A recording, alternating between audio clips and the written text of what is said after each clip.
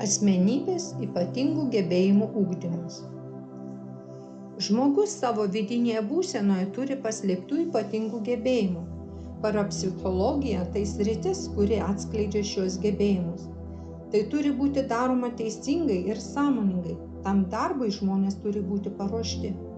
Asmenybės ugdymo centro darbas tai holistinis ir individualus požiūris į žmogų.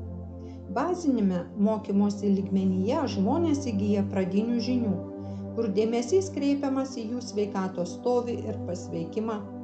Ir savo evoliucijos procese jie gali atskleisti ypatingus gebėjimus. Mūsų darbas pradiniame etape tai darbas suteikiant žmogui žinių tobulėjimui, žinių, kurios suteikia žmogui galimybę tvarkyti savo gyvenimą. Juk mūsų gyvenimas susideda iš įvykių. Kiekvieną dieną mes pasirenkame vieną ar kitą galimybę, tuo kurdami savo gyvenimo realybę. Ir kai jūs išmokstate valdyti šį procesą, tokiu atveju visada viskas bus teisinga. Asmenybės ugdymo centro darbas yra holistinis. Pirmiausia, mes suteikiame žmonėms galimybę išspręsti savo gyvenimo problemas. Neišsprendus problemų neįmanoma vystytis. Kai žmogus turi kažką, kas jį traukia žemyn, tai problemos, sunkumai, kompleksai, jis negali tobulėti. Kada jis aiškiai suvokia, kad jis gali išspręsti šias užduotis, jis pradeda dirbti su savimi. Jis išsprendžia savo sunkumus bei problemas, o tada pasiekęs stabilios vidinės būsenos lygį, pasirenka kryptį.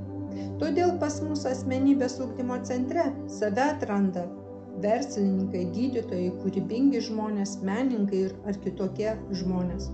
Taip pat mokosi pensijinio amžiaus bei jauni žmonės. Žmonės, kurie jau pakeliui į savo pensiją, kalba, kaip gerai, kad jaunimas mokosi to, koks bus jų gyvenimas. Todėl mūsų centro darbas yra holistinis, visapusiškai padedantis susitvarkyti gyvenime, tobulėti ir atrasti savyje tą didingumo, tą nuostabią būseną. Tam padeda parapsichologija. Asmenybės ugdymo centro darbas yra visapusiškai ir sistemingai ugdyti žmogų, suteikti žinias, kurias padėtų jam susitvarkyti su visomis užduotimis tam tikrame raidos etape ir po to mokymosi procesas suteikiama galimybė atskleisti savyje tuos ypatingus gebėjimus, kuriais apdovanotas kiekvienas žmogus. Tai intuityvaus jautrumo būsena, aiškiaregystės gebėjimai. Gydymo kursuose namų gydytojo žmonės tampa savo sveikatos meistrais ir padeda ne tik savo, bet ir svarbiausia, kad gali padėti ir savo artimiesiems. Žmonės išmoksta gydymo, tai neįkainuojama. Žmonėms nebereikia bėgioti po gydymo įstaigas ar vaistinės. Žmogus bet kada gali padėti savo ir tapti sveiku žmogumi. Mielieji, kiekvienas žmogus turi ypatingų gebėjimų potencialą. Tai rimtas, atsakingas darbas, reikalaujantis pasiruošimo. Aš į kursus imu ne visus žmonės, aš žiūriu, ar žmogus yra pasiruošęs tam darbui, ar ne, pateikiu savo rekomendacijas. Šių rekomendacijų dėka žmogus pasiekia aukštų savo asmeninio dvasinio pasiruošimo lygio. Aš matau žmonių sielas ir mintis, kiekvieno suvokimą. Kartais tai ištariu publikoje, žmonės juokiasi ir šypsosi pritardami, kad taip yra. Mielieji, ne visi žmonės yra pasiruošę šiam darbui, tai matosi iš karto. Siela atskleidžia virpesius. Atsivėrusios sielos, tai sielos, kurios yra pasiruošusios šiam darbui, sielos, kurios yra uždaros, pyktyje, neapykantoje, grubumo ir neišmanimo būvoje, joms tokio darbo nereikia. Pirmiausia, žmogui būtina dirbti su savo egoizmu. O kiek žmonių lanko kursus tik tam, kad pasididžiuotų, kažkam kažką įrodytų. Dvasingas žmogus pirmiausia turi būti gailestingas, doras, kantrus, suprantantis, priimantis bet kokią situaciją, pasiruošęs pasirūpinti vienas kitu. Dvasingas žmogus niekada nesididžiuos prieš kitus, ypač prieš tuos žmonės, kuriems dar reikia nueiti ilgą kelią iki jo lygio. Jis padarys viską, kad padėtų žmogui pakilti iki savo lygio, o ne ugdys savo egoizmą. Mano turima šviesos galia, kurią perteikiu savo mokiniams, tai energija, kuri atstato žmogaus organizmą. Tos energijos dėka jie mokosi, dirba, užsiima praktikomis, suvokia ir keičiasi. Tai jiems padeda gyvenime. Jiems viskas vyksta lengviau ir greičiau. Bet jų galima gyvenimą nugyventi išgyvenant daugybę labai rimtų sunkumų ir nepabuvus laimingu. Kai žmogus mokosi valdyti savo realybę, jam daug lengviau. Ir kai žmonės ateina, pavyzdžiui, į nulinį, pradedantį lygį, aš padirbu su kiekvienu, skiriu individualiai kiekvienam dėmesio. Tai kitą dieną jie sako, miegojau kaip vaikystėje, jau senai nemiegojau taip, jau senai neturėjau tokios vidinės ramybės. O būklė, o kokia nuostabi buvo diena. Tai yra, jie mato rezultatą. Ši jėga, ši energija juos labai atstato, išvalo ir atjaunina. Pirma, atpalaiduoju nervų sistemą ir psichoemocinę būseną. Žmogus nurimsta, jis tampa sąmoningu. Prieš įsileisdamas mintį jis galvoja, ar reikia man apie tai galvoti ar ne, ir koks bus šių minčių rezultatas. Aš pasieksiu gerą rezultatą gyvenime ar atvirkščiai. Žmonės tampa sąmoningi. Ir kiekviena mintis skamba sąmoningai. Energija kaip vanduo.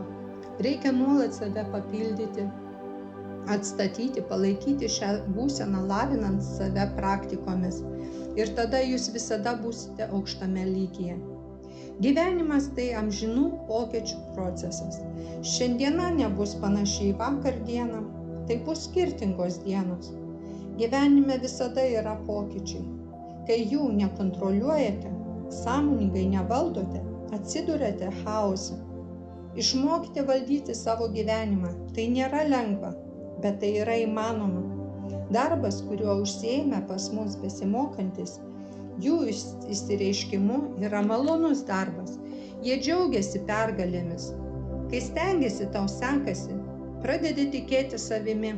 Kai tiki savimi, pradedi tikėti rytojumi, tuo, kad tau pasisteks. Mylėjai, tai daug ko verta. Tai ramybė, džiaugsmas, laimė, tai vidinė harmonija, tai sėkmė, tai yra aukščiausia.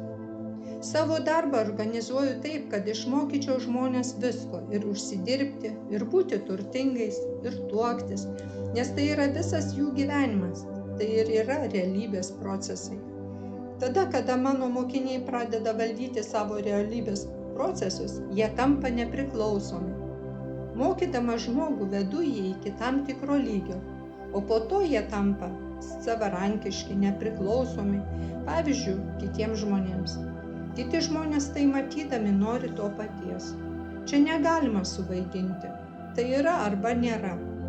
Jei esi laimingas, tai matosi, tavo akis spindi, tu spinduliuoji meilės, sėkme, džiaugsmu, klestėjimu. Jei taip nėra, kad ir kaip šypsotumeis, matosi, kad žmogaus sieloje nėra laimės. Mėlyjeji, aš sudominta tuo, kad jūs būtumėte savarankiški, patys valdytumėte savo gyvenimą ir savo realybę. Kritimai žmogui duodami tam, kad jis taptų stipresnis, tačiau ne visi tokiais tampa. Pasitaiko, kad žmogus taip giliai nupuola į apmaudo, skausmo, neapykantos, baimės bedugnę, kad nebeturi jėgų pakilti. Bet kai žmogus susijima, viskas keičiasi. Turiu mokinių, kurių būklė buvo labai sunki. Net gydytojai jau jiems sakė, kad nėra išsigelbėjimo. O šie žmonės gyvena dar ir dabar. Argi to maža? Šie žmonės sugebėjo pasinaudoti tuo, ką daviau. O galėjo ir nusigręžti. Yra ir tokių. Bet tie žmonės, kurie naudojasi tuo, šviečia kitus žmonės. Štai šitie žmonės pasiekia aukščiausių rezultatų. Dauguma žmonių nesąmoningai programuoja save nesėkmei įvairiais nereikalingais prietarais. Jie neabejotinai investuoja savo psichinę energiją į šį klaidingo tikėjimo procesą ir gauna tai, kuo patikėjo. Jei netiki, šis psichinės energijos mechanizmas nevyksta. Jūsų įsitikinimais ir tikėjimas kuria gyvenimo procesą. Mėlyjeji, Aš visada mokau žmonės teisingai mąstyti, teisingai jausti. Mūsų gyvenimas priklauso nuo mūsų minčių. Juk bet kokiai minčiai jūs eikvojate energiją. Jei jūs galvojate blogai, sudeginate tonas energijos. Jei jūs esate tolygioje, harmoningoje būsenoje, išlaikote energetinį potencialą, kurio pagalba galite valdyti savo realybę. Jei žmogus išbalansuotas, jam trūksta energijos jo realybės valdymui. Jis judės srautu to, kas jau buvo sukurta iki jo. Kai žmogus gauna žinias, jis tampa sąmoningas ir įsitikinęs. Kaip mąstysiu, taip ir gyvensiu.